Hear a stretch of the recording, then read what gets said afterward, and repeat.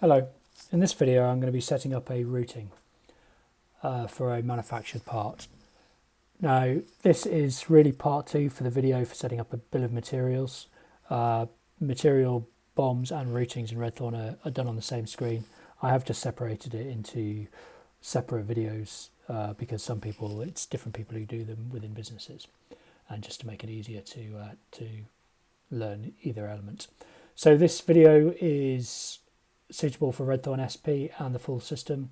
Route management's, labour route management's one of the key parts of the system, so is therefore on both.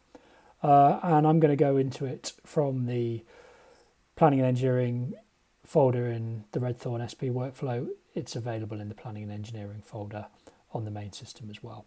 So create, amend, material, labour planning. Double click and open the form. Now firstly I'm going to bring in a two-part assembly, the same assembly I used for the bomb video. And here, as I explained, I think I've explained all of the left-hand side, but it shows the bill of materials for each item, and you can toggle between plannings for sub-assembly. So I've just gone to the bill of materials for the sub-assembly. So I go back to the top level item in this assembly. I can see the material plan, and I can see the labour plan.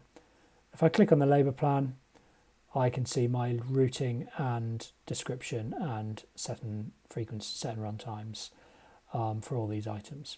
So just to run through the elements in turn, you can see you can have multiple labour routes, and creating a new route you do on the left hand side by right click, add route.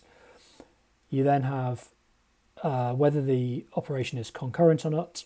This is for scheduling, so if it's concurrent, this is flagged to yes, and you're running a 10 off. As soon as the first off is finished, it'll be allowed to go onto the second machine centre from a scheduling point of view. There are some maths involved with that to make sure you don't get queues in machine centres. That is essentially what it's doing. Sequencing is just a way of sequencing the operations on cards, which will overwrite op numbers. Generally, and for 90% of most cases, op numbers will do the sequencing for you, so you don't need to worry about the sequence. But some customers do align ops directly to machine centres and therefore change the sequencing. Operation numbers are given. Machine centre is a machine centre number coming from the machine centre database. So if I double click, I can see here that I have all the machine centres where I have some reserved 900 numbers.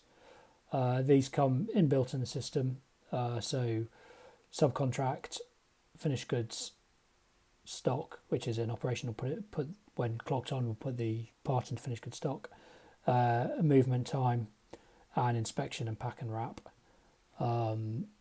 also. So 900 tends to get used by customers for the kind of the default non-machining type operations, and we have a few reserved ones in there that will come in the system. So machine center description, you can have multiple descriptions, and I'll show you that when I'm setting the new one up, and that's covered in the machine center maintenance video, how to put those in. Machine center name, the frequency, so it might be if it's a drill operation, you're drilling 4 holes, so you might have a frequency of 4 per item. Set time in minutes, run time in minutes. If you want to actually record it in hours, you can double click and put the hours in, and it will push it through to minutes. The cost, which we pulled from the machine center costing numbers, and whether you print on operation cards, which generally we set no unless you start using operation op cards, which is fairly uncommon, so starting point is to set us to no.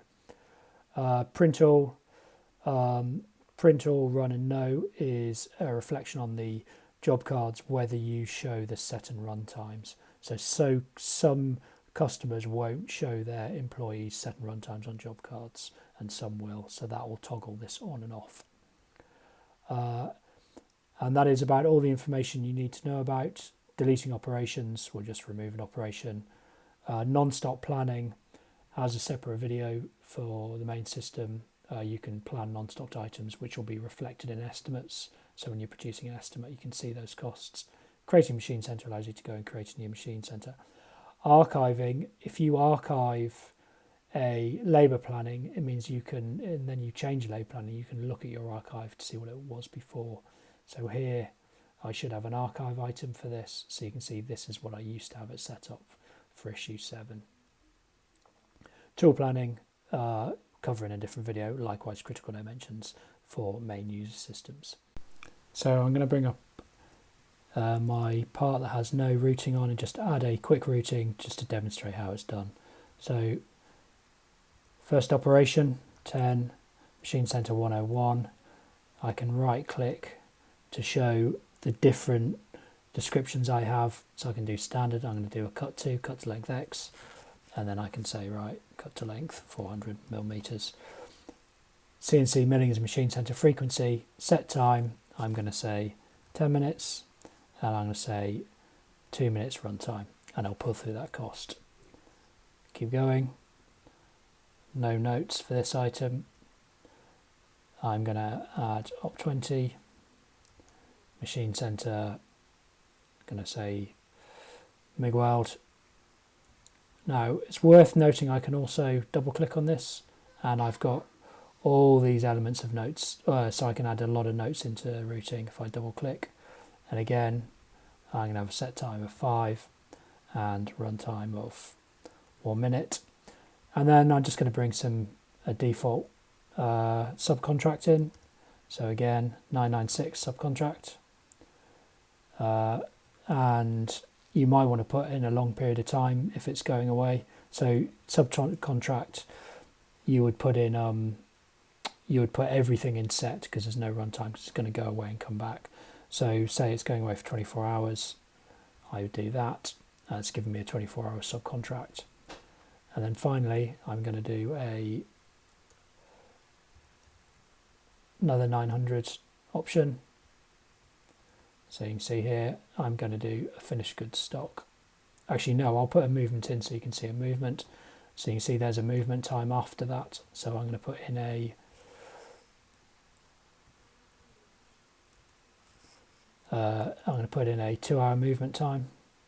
So I'm double clicking on that set time to choose to put in hours rather than minutes. No runtime. There's no costs because I don't have costs associated. Subcontract costs will come from the material that you buy on the bill of materials. And then finally, op 50, and I'm going to do 997 finished goods stock. So it'll be delivered into stock. And just put a couple of minutes on that on the set time.